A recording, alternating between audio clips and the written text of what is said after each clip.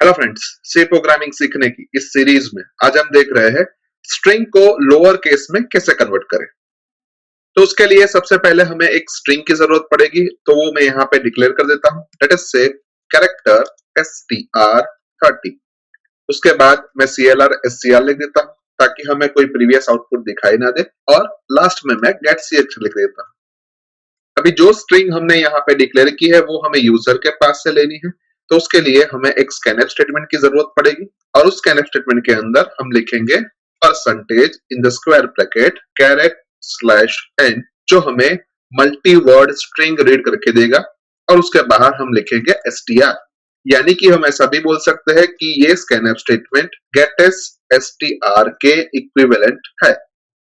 अब इस scanf के ऊपर हम एक printf स्टेटमेंट लिखते हैं, और उस printf स्टेटमेंट के अंदर हम मैसेज दे रहे हैं एंटर अ स्ट्रिंग। अभी सपोज हम ऐसा एज्यूम कर रहे हैं कि स्ट्रिंग की वैल्यू कंप्यूटर है, यानी कि हमें इस स्ट्रिंग को लोअर केस में कन्वर्ट करना है, जो कि हमें आउटपुट के तौर पे लोअर केस में कंप्यूटर देगा।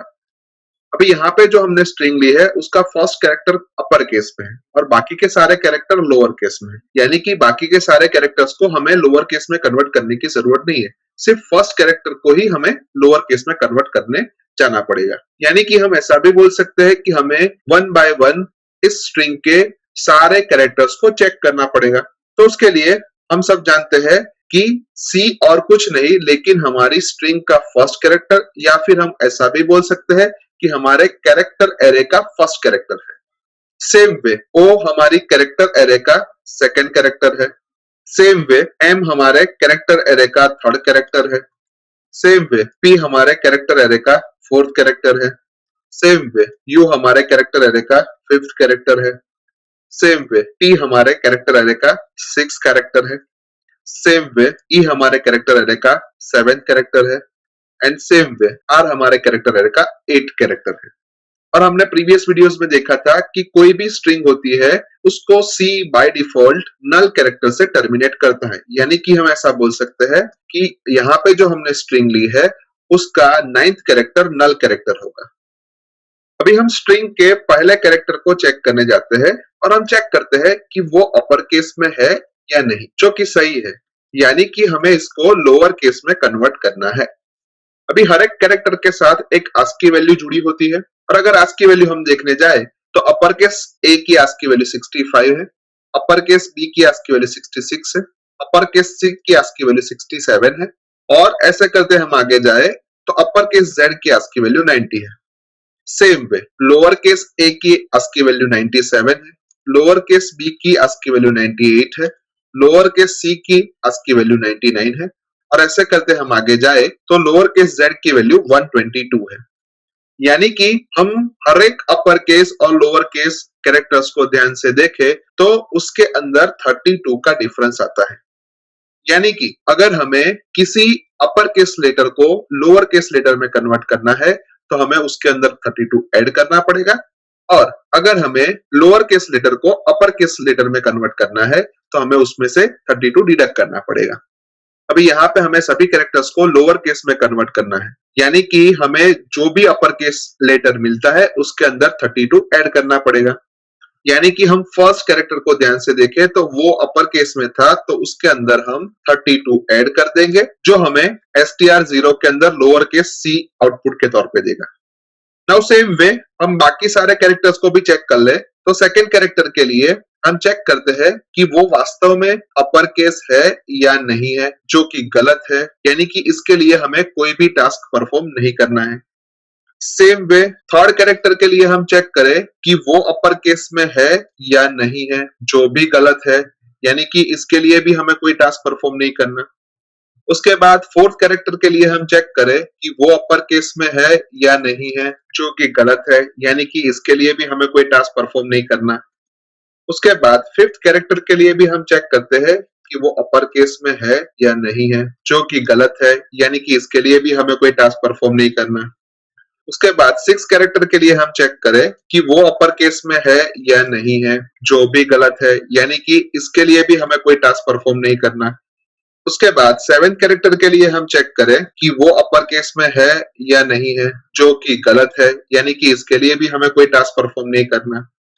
और लास्ट में हम 8th कैरेक्टर के लिए भी चेक करें कि वो वास्तव में अपर केस में है या नहीं है, जो भी गलत है, यानी कि इसके लिए भी हमें कोई टास्क परफॉर्म नहीं करना।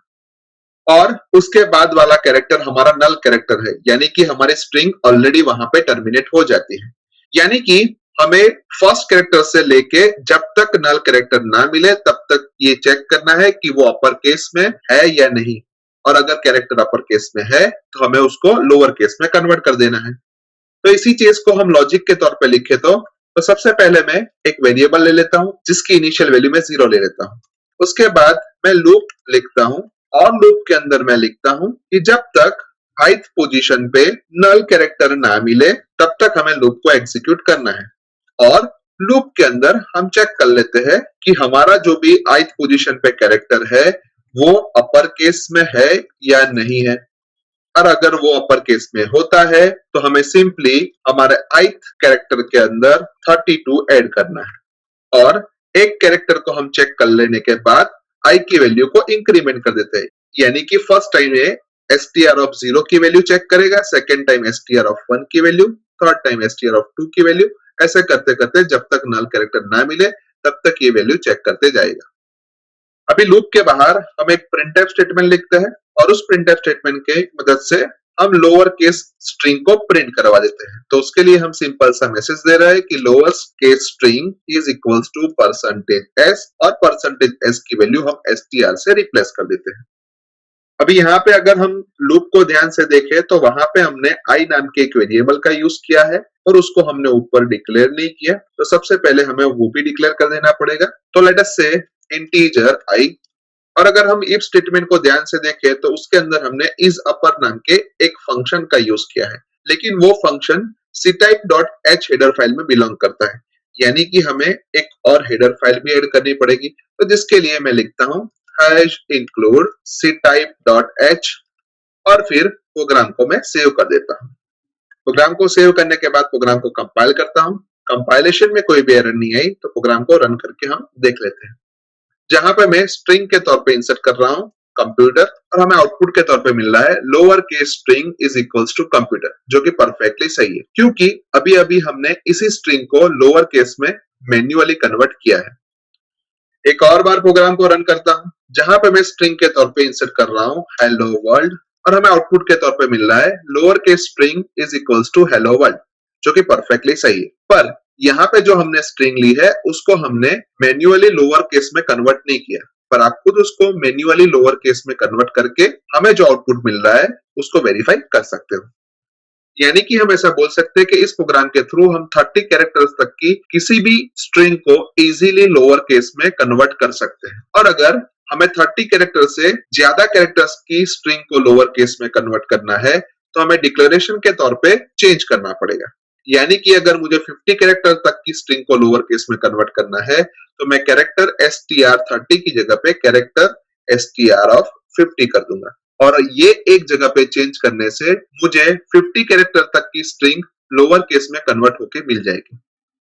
अभी यहाँ पे हमने ctype.h हेडर फाइल का जो यूज किया है और उसके अंदर से हमने इस अपर नाम के एक फंक्शन का यूज किया है, उसकी जगह पे हम उसके अल्टरनेटिव के तौर पे एक और चीज लिख सकते हैं जिसके अंदर हम लिख सकते हैं कि str of i is greater than और equals to upper case a and str of i is less than और equals to upper case of z।